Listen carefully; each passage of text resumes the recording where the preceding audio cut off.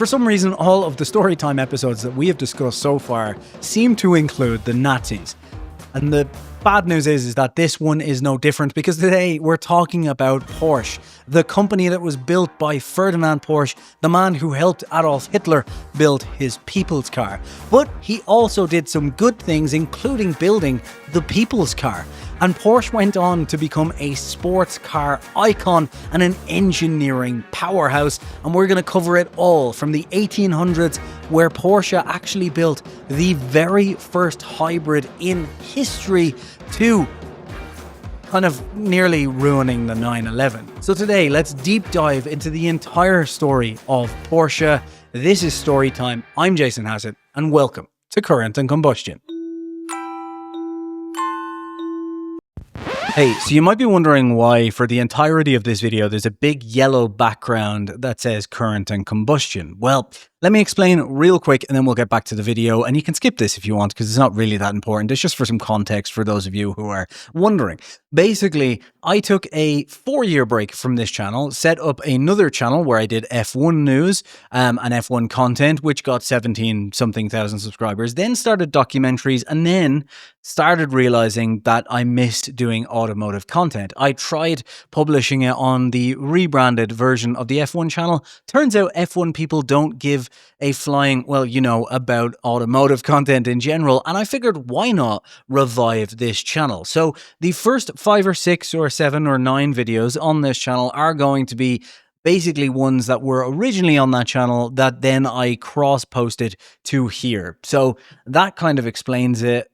I guess that's all there is to say. Now let's jump back to the video. Hello everybody, and welcome back to another episode of Storytime, which is inevitably going to go out later than the usual Sunday because I am recording late and about to go out and get absolutely smashed on alcohol. But with that ado, let's talk about a crazy story today, which is of course the story of Porsche, built by a man named Ferdinand Porsche. And this, like basically all of our story time so far, and every single manufacturer I talk about so far, weirdly, that's odd, involves the Nazis. So let's get into it. Before we do though, real quick, as always, this is research that has been done online and on the interwebs, which is notoriously bad for being, accurate.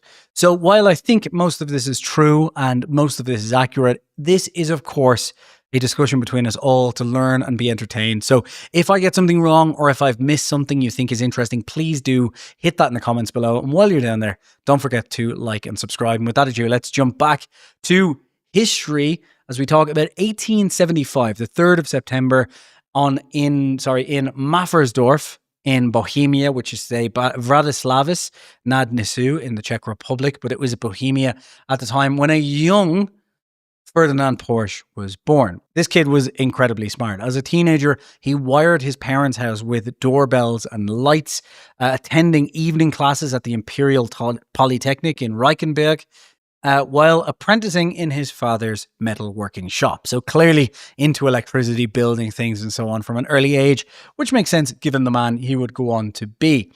At the age of 18, he moved to Vienna to work for a company called Bella Eger & Co., moonlighting at the Vienna University of Technology, but never earned a formal degree, once again proving that dropping out of university is clearly the first step on your voyage to become a global billionaire with a legacy. He builds his first wheel hub electric motor in 1897 and test races it, foreshadowing the hub motors of nearly a century later at this point. Then he goes on in 1898 to join coach builder Jacob Lohner and designs the Edgar Lohner C2 electric Phaeton, which is unveiled on June 22nd, 1898. And a 4-wheel version of this he builds and designs as well. Debuts the Lohner Porsche Mixta in 1901, the world's first recorded petrol-electric hybrid car. Yes, in 1901, he built the first hybrid, basically, using a Daimler engine to power a generator feeding hub motors, which interestingly is the same setup that some of the big hypercars are starting to use now, where they don't directly focus on powering the car with with the petrol, as in a typical hybrid. Essentially, the petrol engine is just a generator for the car, like the BMW i5, I want to say. i8.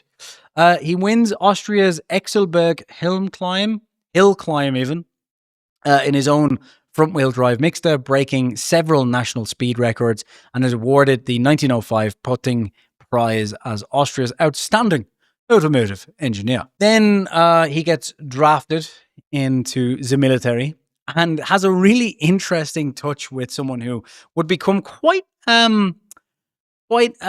important in the breakout of World War I, as he becomes the chauffeur to none other than Archduke Franz Ferdinand, who is the future catalyst of World War I, giving Porsche his first experience with high-profile clients, of which he'd have a few over the coming years. So then in 1906, he's hired as the chief designer of Austro-Daimler, which is the Austrian subsidiary of the Daimler company, which goes on to be Mercedes-Benz, as you're probably aware.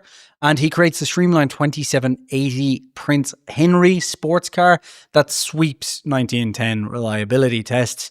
And he's promoted to managing director and technical director in 1916, receiving the honorary doctorate, Dr. Ing H.C., from Vienna University the same year.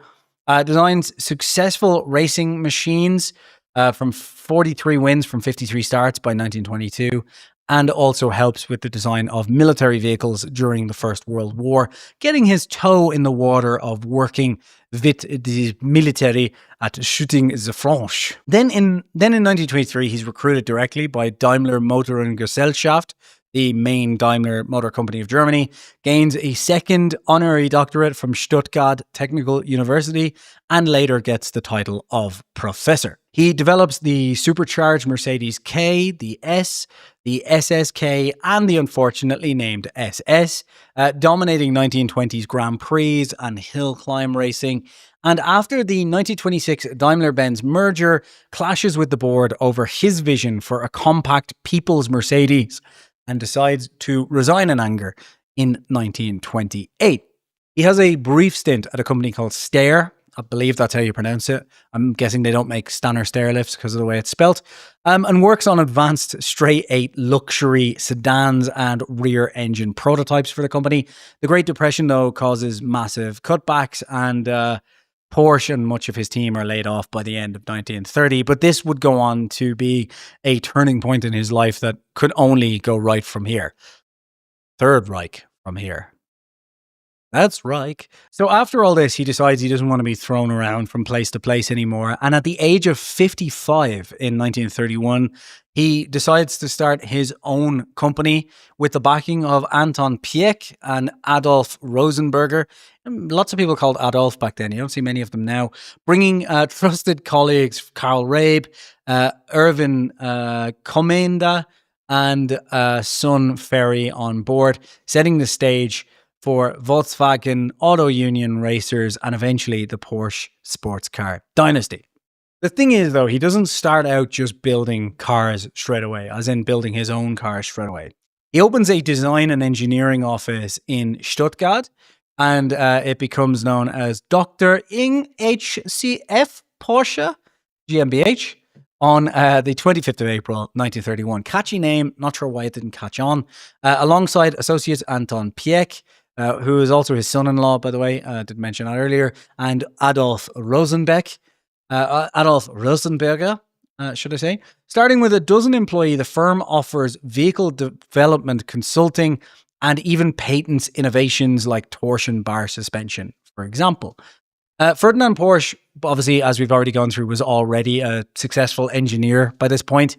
So obviously it just makes sense for him to go and be an engineer and an engineering company for other companies instead of kind of building his own cars from scratch. So this was very much supposed to just be kind of a family-run engineering office to kind of, not be at anyone else's behest when it comes to things like the Great Depression, and really control his own future. In 1933, though, they secured a pivotal contract to develop a Grand Prix racing car for Auto Union, the company that becomes Audi, that if you want, we will cover at some point. Let me know in the comments below. And the resulting mid-engined P-Wagon Auto Union Type A, as it was known, debuts with a supercharged V16, dominating 1930s racing and proving Porsche's engineering prowess.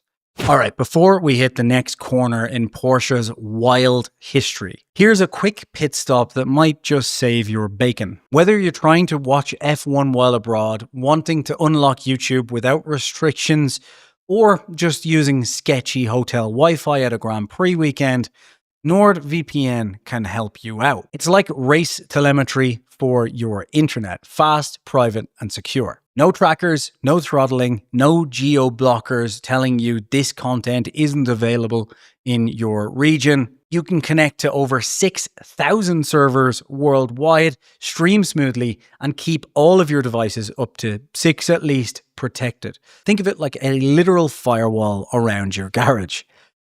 It's probably a bit much, but you know, here we are. I didn't write the ad copy. Even better though, right now with our link, nordvpn.com/Hassett, which is here and in the link in the description below, you can get 77% off your first 2 years. 4 months free will also be thrown in. You can set it up in under a minute, faster than an F2 pit stop. Probably not, but why not? I mean, screw it. And the best part is they offer a 30-day money-back guarantee. So if you use it for a few days, you're not interested, you don't like it, there's no stress. You can just get your cash back. As a computer scientist myself, technically, before I made silly YouTube videos, this is what I use to keep my data secure. And I'm always looking up dodgy stuff on the internet for the Jason Hassett Show. So this suits me as well. So if you're looking for a way to both protect your online information, protect your banking details, all these things, and you want to support the channel, check out the link in the description or go to nordvpn.com/Hassett right now. And with that ado, let's get back to Stuttgart. And that's when Porsche decides it's time for him to go back. Now that the contracts were there, money was okay, he wanted to go back to his original idea of making an affordable car for the people. Obviously, you need to get in mind by this point, as we've already talked about in the Ford episode, which we've covered in detail, you know, Ford obviously were making a car essentially for the people at the time in the Model T, and it sold millions of them. And he wanted to bring this to Europe, to Germany, to Austria, you know, like really make this something. So he turned his focus to making an affordable people's car. People's car in German, as you may be aware, is Volkswagen, which literally means people's car. And this was commissioned by the German government then under someone you may be aware of from the time. Quite a big figure, often forgot by history. Let me just see if I can pronounce his name right here. Yes, of course. Adolf Hitler in 1934. Porsche designs the Volkswagen T60. Type 60, an air-cooled rear-engine car for the masses, which would later be known as the Volkswagen Beetle or the Volkswagen Type 1. We're going to cover Volkswagen soon as well, so please let us know. I want to cover all of the big manufacturers or the enjoyable manufacturers first, and then dive into kind of car stories, like real in-depth, interesting ones. So I'm going to get these big ones out of the way first. But yeah, let me know if you want that sooner or later. And in 1937, Porsche's firm, now renamed Porsche KG, is essentially the R&D arm for this new Volkswagen factory, with Ferdinand Porsche leveraging political ties to advance his designs. It is notable, though, that while Porsche did use his political ties to advance designs, he wasn't actually a member, I believe, of the Nazi party itself, of the Nationalist party at the time. He was just using it to promote his own arm. And I guess, given, you know, as we'll talk about some of the things, kind of forced labor and so on during the World War, you could say he just didn't really care about who he was in bed with as long as the money was flowing in. So make of that what you will. In 1939, Porsche develops the Type 64, a streamlined Berlin-Rome race car built from VW Beetle components.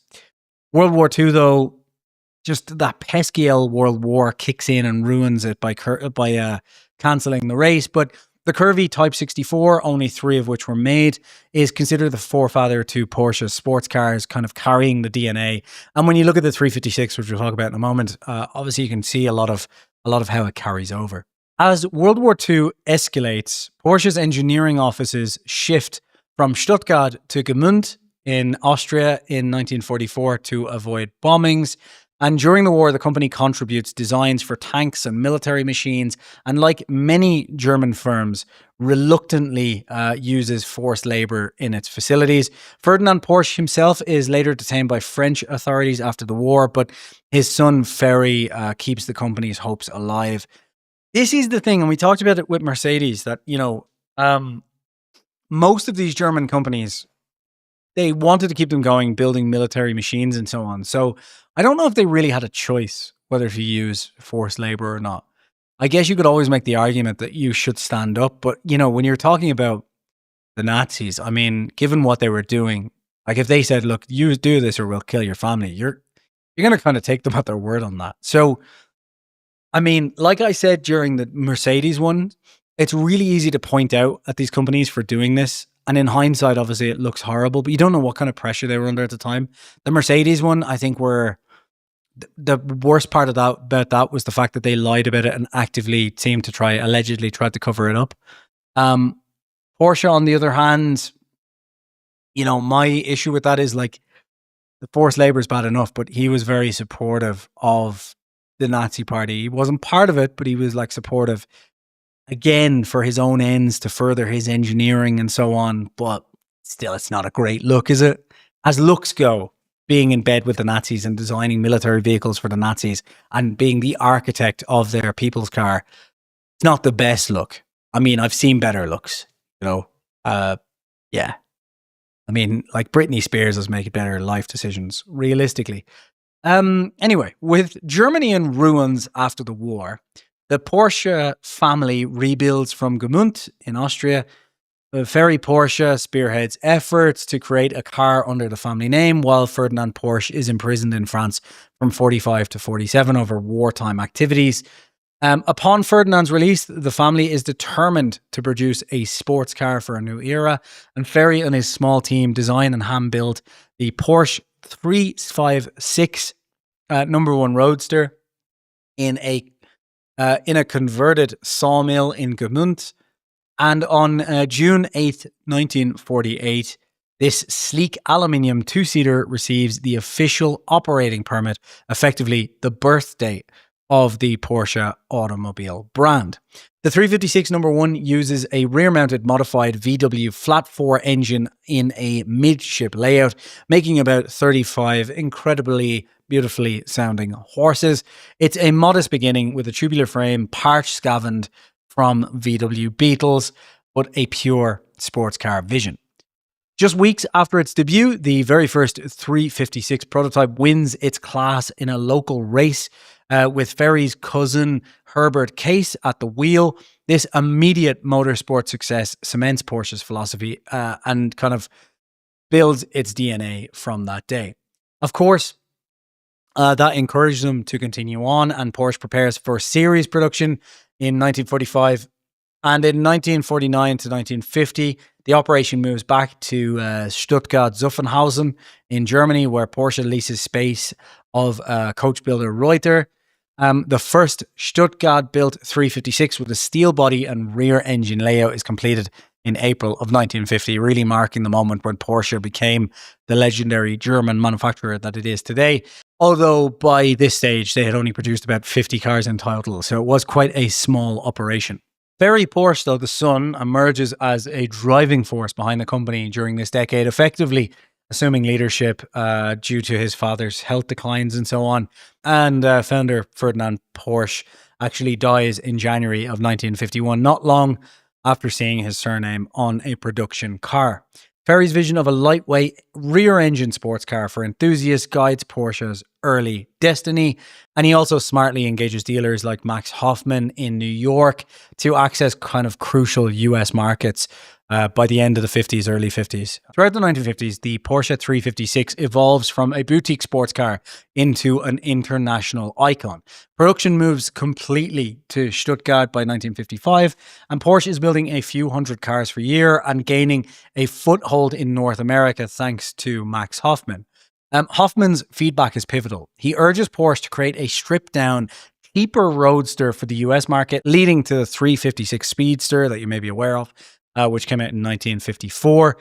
And this minimalist convertible, no frills, lightweight, hits a sweet spot, especially in places like sunny California, selling briskly to young enthusiasts and Hollywood types. For example, actor James Dean drove a 356 from 56 onwards and raced it on California events before upgrading to a Spider. Funnily enough, Hoffman as well was also very central to the branding of Porsche. He wanted them to create a really strong icon and helped them in 1952 to kind of develop the crest that you know of today.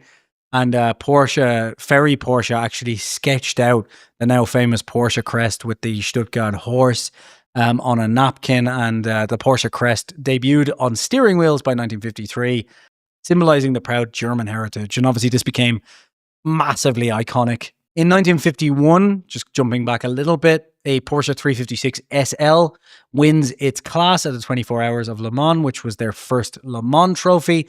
And a 55 Spider in 1953 was a purpose-built little race car with a furious 1.5-litre flat four, and it scores a class win in the grueling Carrera Pan America road race in Mexico, where I live right now, as many of you may know. And in 1956, it clinches its first ever major event outright in international motorsport with driver Umberto Maggiololi piloting a 550A Spider to overall victory at the Targa Floria road race in Sicily, which, as you can imagine, really pissed off Ferrari and Maserati, who lost a home race to a tiny little 1.5-litre German car. As you can imagine, not that happy about it. And they would go on to win 11 of those races by 1973. Engineer Ernst Fuhrmann develops an advanced 4-cam Carrera engine for the 550 Spider, boosting power and setting a template for high-revving Porsche motors. And Hux von Hanstein, an ex-racing driver, becomes Porsche's racing director and publicist, shaping its motorsport program. And, they get all these cultural touchstones during the 50s, just elevate them. So Porsches are beloved by the likes of James Dean, who buys one of these silver 550 Spider in 1955, nicknaming it the Little Bastard. And tragically, Dean dies in that car in September 55, a crash that spawns decades of macabre law around the cursed Spider. Obviously, Janis Joplin as well had one. She bought one in the late 60s. She painted it in a wild, psychedelic mural. It's just lots and lots of people seeing this. And obviously as well, she went on, I believe, to sing the Mercedes theme song, right? Oh Lord, won't you buy me a Mercedes Benz? And in that song, I think it was My Friends All Drive Porsches as well, right? Correct me if I'm wrong on that. Anyway, Ferry Porsche was so committed to proving his cars in 1953 that he entered 2 little Spiders in the 24 Hour of Le Mans. They didn't win overall, but finished respectively. And Ferry himself took turns behind the wheel during practice in 1953. 1963, though, the defining Porsche model arrived. Unveiled as the 901 at the Frankfurt Motor Show in 1963, the car was quickly rebranded the 911 for launch, as Porsche had objected to the O in the name, given their lineup was all set as kind of the 501 and the 401 and so on. And thus an icon was born in 1964. The Porsche 911, designed by Ferdinand Porsche, Ferry's son, was a rear-mounted, air-cooled, flat-six engine, 2+2 seat, absolute legendary sports car. Its September 1964 production in Zuffenhausen marks a cornerstone for the brand, as you can imagine, as this went on to be their top-selling, and still is, I believe, their top-selling. Maybe the Cayenne is now, but, anyway. No one could have imagined how good this would go for Porsche, as you can imagine, at the time. And immediately this car became an icon and proved Porsche's worth in how much they were able to innovate and get with the times and get ahead of things.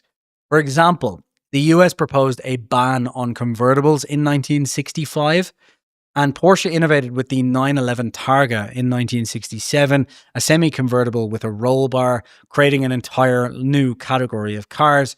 Ironically, the actual convertible ban never came in, but they just brought in this new Targa concept. And then in 1968, Porsche also became the first European car maker to meet the US emission standards, ensuring that the 911's viability in this kind of huge export market would continue. Unfortunately, though, all good things must come to an end, as the 365 is retired, decommissioned in 1965 after 15 years of production, as the 911 now takes over as the flagship for the company. But not to leave entry-level customers behind, as is in Porsche's DNA. They developed the 914, a mid-engine target top introduced in 1969 to replace the 356 at the low end. The 914 sold as both a Volkswagen 4-cylinder and a Porsche 6-cylinder. Fine success, especially in the 4-cylinder form, with 13,000 units sold in 1970 alone. So did quite well, actually. But in 1962, Ferdinand Porsche's grandson, Ferdinand Piëch, a famous name who we will definitely be covering in Car Heroes, joins the company's engineering department. He is fiercely ambitious, and Piëch soon leads Porsche's racing car development. By 1968-1969, he oversees the 917 project, a cutting-edge 12-cylinder endurance racing car. And also crucial in this era is designer Hans Metzger, who designs the 911's original flat-six engine, established Porsche as this not only incredible car company, but the height of what Ferdinand wanted, which is just this over-excellent, over-engineered engineering house. Porsche's racing plan in the 60s shifts into high gear as well with endurance racing. They do prototype races, the 904, 906, the 910, 907, 908.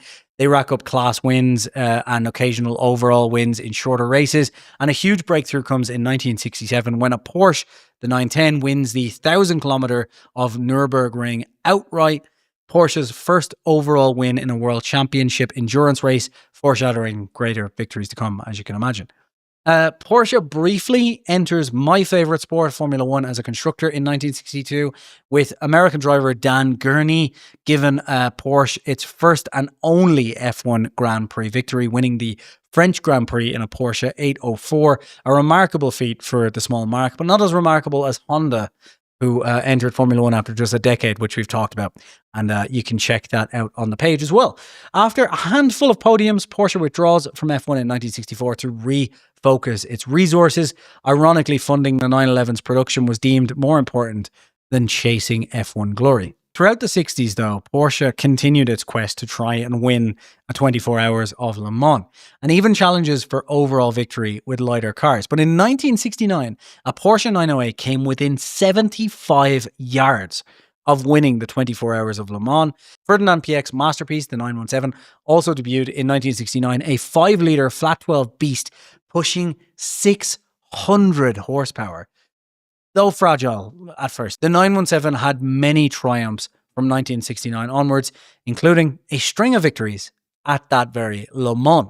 We'll talk about that in the 70s, which we're getting to. The Porsche company itself, though, undergoes a huge transition, which was developed from 1969, although it wasn't finalized until 1972, as it goes from a private family-run company to a full-on public company, showing how much it had grown during that time. Ferry Porsche and sister Louise essentially decree that no family members will serve in day-to-day executive roles going forward, and this landmark decision kind of implemented to prevent infighting among the Porsche Piëch clans means that after 1972, professionals outside the family manage Porsche, though Ferry remains chairman and supervisory board member for years. Thus, the late 60s was the last era where a Porsche family member kind of had day-to-day grand control, and also ended Piëch's reign as racing chief. By 1972, anyway, Piëch would leave for Audi, and that's a story for later on for Car Heroes, because Piëch is definitely a car hero. As we said, coming into the 70s, as we said, they had their first Le Mans win in 1970 with the 917K of Porsche's Salzburg team. The red and white number 23 wins the 24 Hours of Le Mans outright. And drivers Hans Hermann and Richard Atwood endure rain and drama to beat all corners, fulfilling a lifelong dream of Ferry Porsche. The victory kicks off decades of Porsche dominance in endurance racing. And they win again in 1971 with the 917, setting distance records that wouldn't be broken for almost 40 years. They also did something crazy, which was to take the 917 to North America's Can-Am series. And the 917-30 was a upgraded 5.4-litre twin-turbo, 1,100 horsepower monster. And in 1973, Mark Donoghue drives the Sunoco Porsche 917-30 to win 6 of Can-Am's 8 races, utterly dominating the championship. In fact, the supremacy of this car was so outrageous that in 1973, I think it was 74, Can-Am completely changed the rules to essentially outlaw it. The series folds soon after anyway. And this was then went on to be known as the car that killed Can-Am. So it might be another story for Storytime going forward. Porsche experiments with a 911 turbo in the 70s, internally coded the 930 to bring race tech to the street. The first 911 turbo launches in 1975 with a whale tail spoiler and turbocharged punch. And it was intended to be a limited run special, but surprises everyone by becoming a hit with 2,800 of these beauties sold in 1977, establishing the turbo as a permanent part of Porsche's lineup. And suddenly the 911 Turbo as the ultimate poster car of late 70s performance, despite its wild handling quirks that would be a story that Porsche would go on to spend decades trying to get right, which I think we could say with this modern era of Porsches, and probably from late 90s, 2000s onwards, they kind of got on top of, just because of where the car, balance is.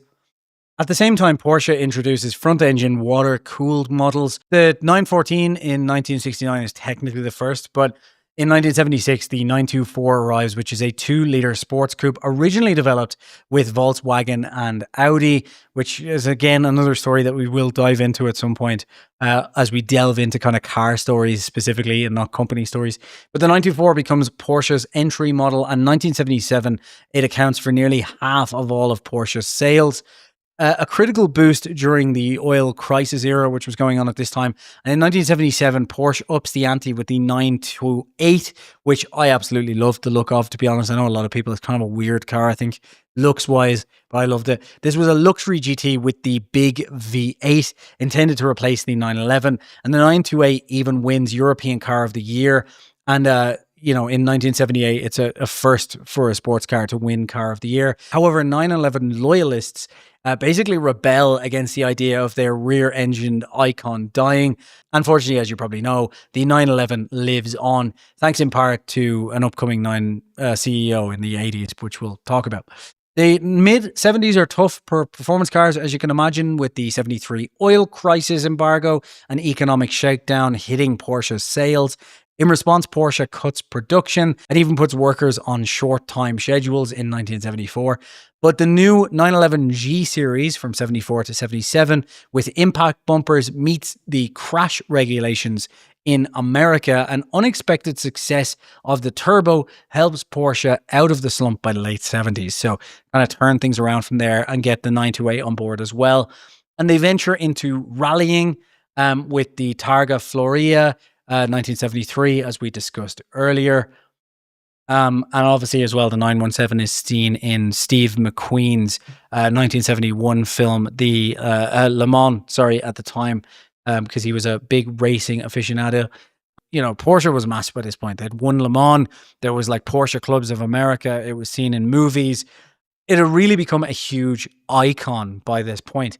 And a fun fact was, in 1976, a Porsche 912, the entry-level 4-cylinder version of the 911, became the millionth Volkswagen produced in Germany, because Volkswagen had contracted Porsche to build some of the limited edition 912s and counted one in their tally.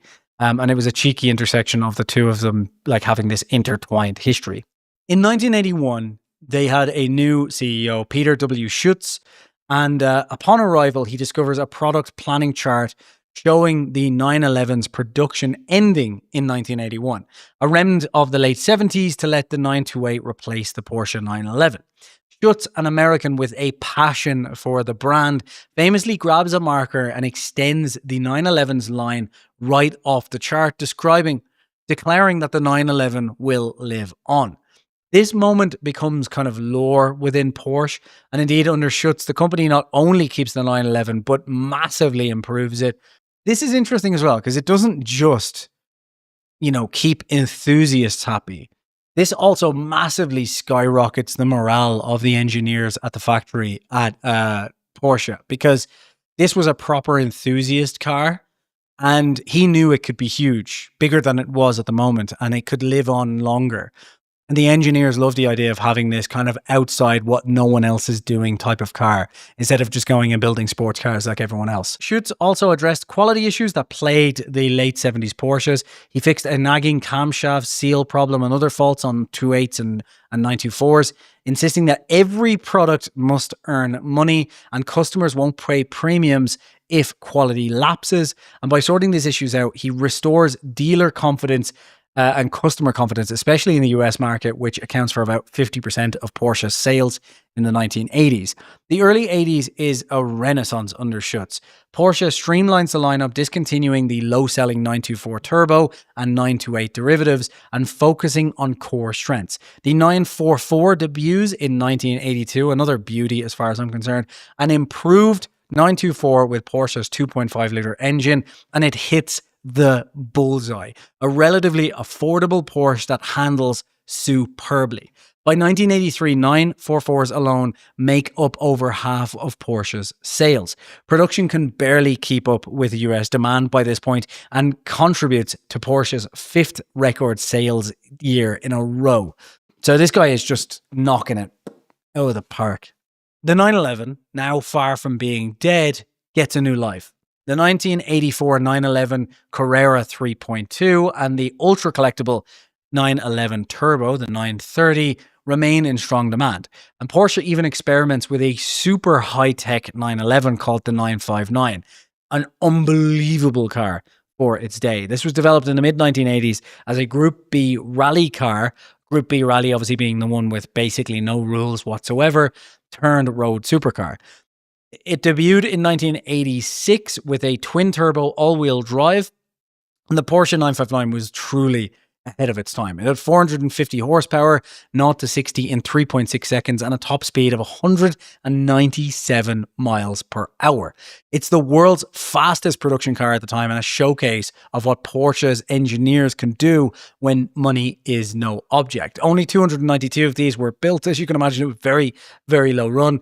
But the 959's influence on future sports cars and all-wheel drive 911s is profound. And in racing, Porsche is just going absolutely crazy. They win Le Mans overall from 1981 to 1987. 7 straight victories, embarrassing Ferrari, Maserati, anyone else around at the time, including a 1-2-3 sweep in some years, and sets crazy lap records in the Nürburgring, for example, that stood for decades. In 1984, a modified 911 4x4 wins the Paris-Dakar Rally, which just blows everyone else away. And in 1986, a 959 wins the Paris-Dakar Rally and comes second. In Formula One, Porsche decide to return as an engine supplier in the 80s as well. They develop a turbocharged V6 F1 engine funded by TAG for the McLaren team. This TAG Porsche engine powers Niki Lauda and Alain Prost to 3 Formula One World Championships in 84, 85 and 86 and 2 constructors titles. McLaren TAG Porsche wins 25 Grand Prix in the mid-80s, making Porsche engineering indirectly dominant at the pinnacle of motorsport as well.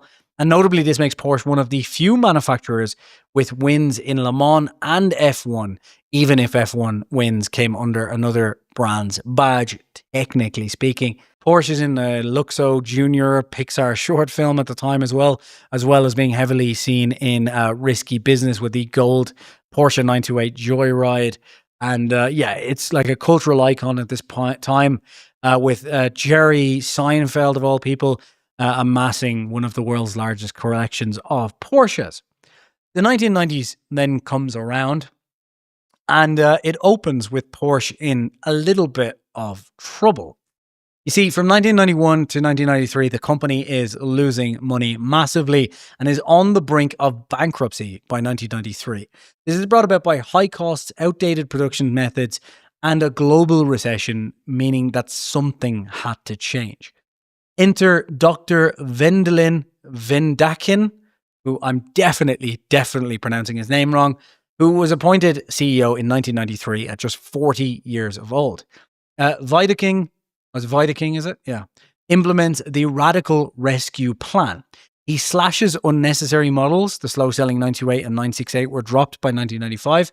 Modernizes production using Japanese lean manufacturing techniques, even inviting Toyota advisors to Porsche to check out the factory, and efficiency skyrockets. Simplifying workflows and negotiating flexible labor deals, Porsche's productivity doubles. Cost drop, quality improves, all at the same time. In Wiedeking's words, every product must earn money, otherwise you're just pursuing a hobby, which I'm sure Ferry Porsche would have loved the idea of.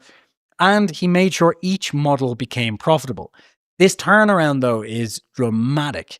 Within 2 years, Porsche had returned to profitability, which is an insane turnaround for a big company like that. His team recognized that Porsche needed some fresh models to reignite sales, and they developed a car that still lives on in the Porsche Boxster, a mid-engine roadster inspired by the old 550 Spider and shown as a concept in 1993, but launched in 1996. The affordable Boxster 986 is a smash hit. Its first year of production sells out, attracting a new generation of Porsche buyers with sultry shape and lower price pointing. The Boxster becomes a pillar of Porsche's lineup, later going on to be the Cayman. I forgot that it changed names. Oh no, the Cayman's its hardtop alternative, right? Yeah, sorry, my bad.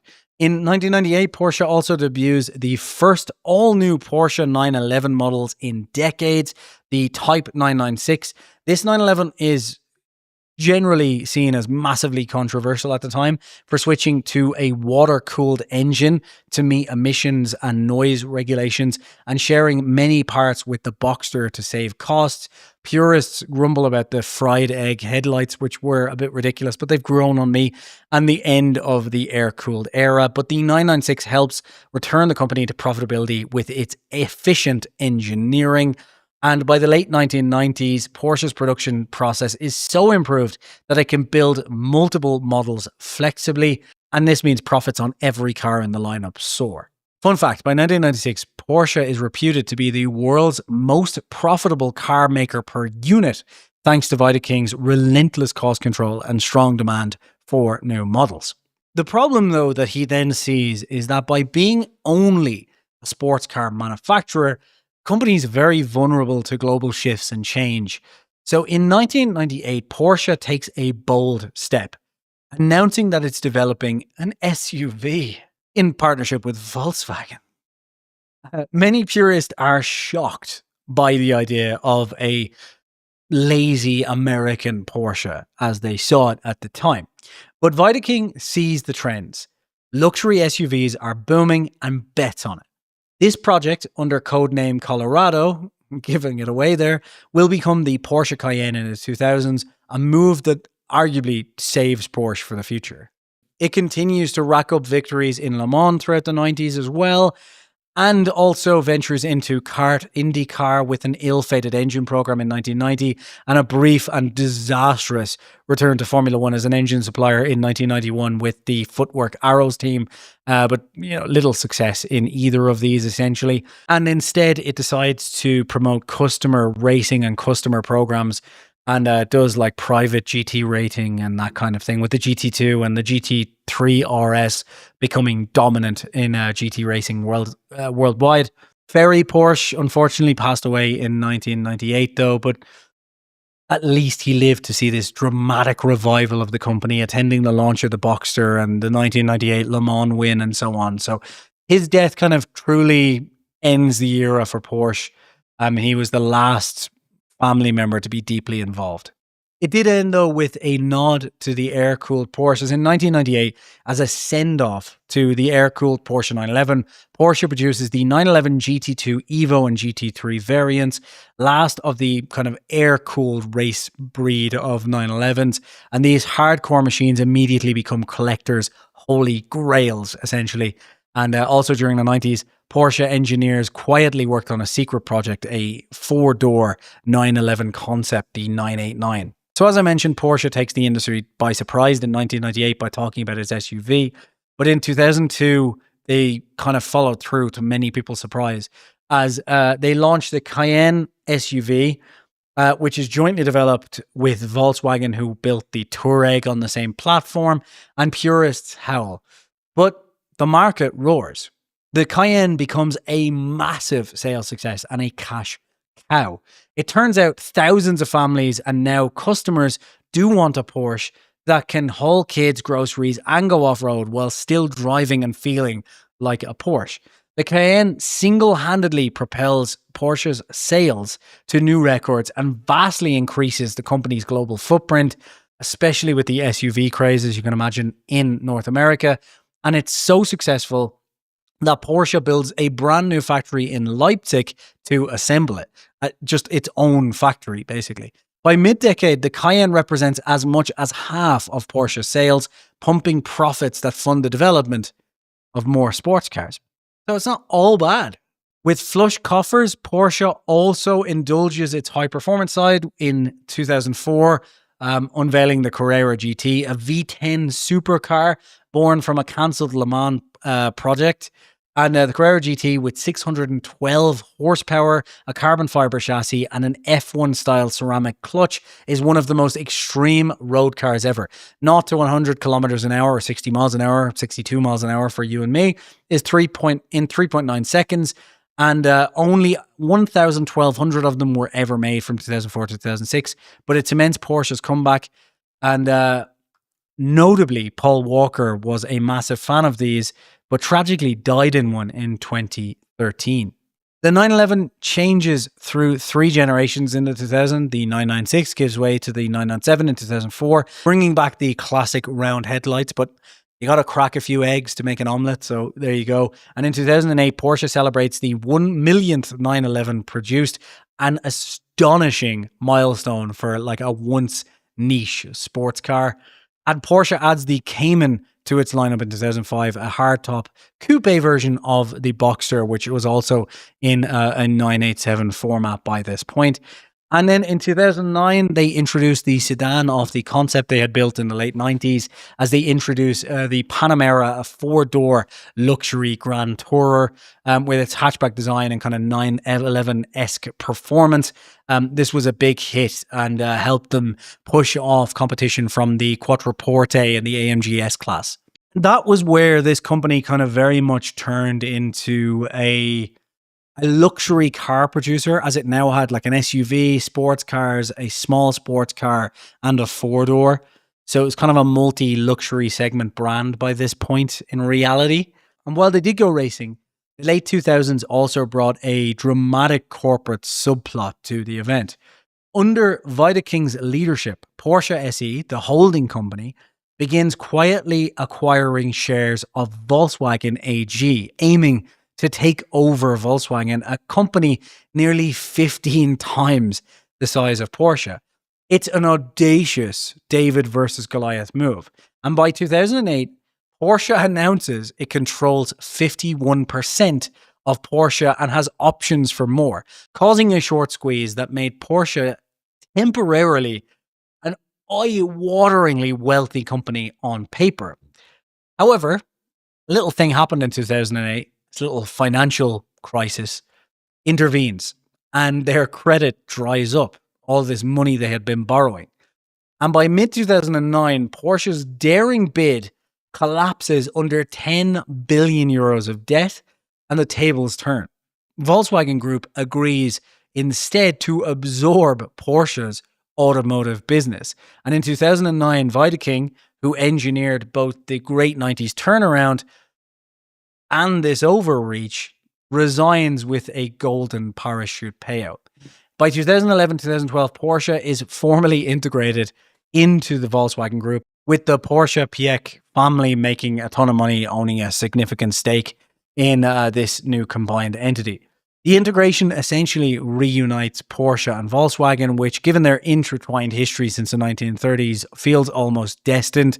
Piech, Ferry's nephew and former Porsche engineer, was Volkswagen's chairman, which means he ultimately won this game of chess with Wiedeking. Despite fears of how this would go, though, thankfully, Volkswagen allows Porsche to remain pretty much autonomous, which it is. It kind of runs its own division in a similar way to how Audi does it and so on. So it's a good thing to match up. Little fun fact before we leave the 2000s. In 2004, a 996 is driven to 221 miles per hour on ice, setting an ice world speed record. And in 2006, Porsche's test driver Walter Röhrl laps the Nürburgring in a 997 GT2 in under 7 minutes and 32 seconds. The 2010s, as you can imagine, are a harsh time for us gasoline-fueled people, us petrol heads, as Porsche fully embraces hybrid technology and begins its journey into electrification. It is a nod, though, to the origin of the company, as they built an electric car in 1900, so I guess kind of makes sense. In 2010, Porsche reveals the 918 Spider concept, a futuristic plug-in hybrid supercar, and by 2013 to 2015, the 918 Spider enters production with an 887 horsepower hybrid drivetrain, blitzing the Nürburgring in 6 minutes and 57 seconds, the first production car to break the 7-minute barrier. And the 918 Spider becomes part of what's known as the Holy Trinity, with the McLaren P1 and the Ferrari, showcasing how electric motors can enhance performance, and it got from 0 to 60 in 2.5 seconds. So it's not all bad. They also joined Formula E, but I don't care about that, so we're just going to skip over that completely. The culmination, though, of Porsche's electrification is the Taycan, launched in 2019. The Taycan is Porsche's first fully electric EV, a 4-door sports sedan aimed squarely at Tesla's Model S at the time, with its distinctive 911-like design cues and ferocious 750 horsepower in the Turbo S trim, at least. The Taycan immediately sets benchmarks. It laps race tracks, does repeated 0 to 100 kilometer launches, and also drifts for 42 kilometers straight in a world record. The Taycan, though, does show that Porsche do care in many ways, because at the very least, they are hugely focused on bringing Porsche's driving feel into the EV age. And many people said it actually does feel like a Porsche to drive. Unfortunately, I haven't tried one. With VW behind it, though, and its scale, Porsche's scale and resources in itself grow. And by 2015, Porsche is selling 190,000 cars a year, more than triple its volume in 2005. And new model lineups like the compact Macan, the little brother to the Cayenne, become bestsellers and help to finance more and more sports cars. And Porsche also spins out niche variants with dizzying pace, like the 911 GT3s to heritage Targa throwbacks and so on. So while sadly Porsche is moving into a world of full electrification, there is one gleaming thing that harks back to the origin, the first big hit of Porsche in reality, in that they are working just hand over fist as hard as they can to ensure that the 911, with its now sadly water-cooled but still rear-mounted engine, can live on into the future, because to electrify the 911 would frankly be blasphemy. So what they're doing is working on ways that they can bring sustainable fuels and new synthetic fuels to the 911, and therefore allow the 911 to push on for decades to come as a somewhat gasoline-fueled car and not something that is spurred by electricity. And I think that's nice. And I do think that of all the companies that I would trust to do this, Porsche is at the top of that list. And while Porsche may have done some dubious things in the past, like partner with Nazis, it has to be said, when it comes to engineering, they leave no stone unturned. And this has been Storytime about Porsche. If you enjoyed it, please check out some of the other Storytimes. Please do hit like and subscribe while you're down there. And while you're here, don't forget to check out NordVPN. Thank you so much for watching, and I'll see you in 2 weeks' time for another Storytime.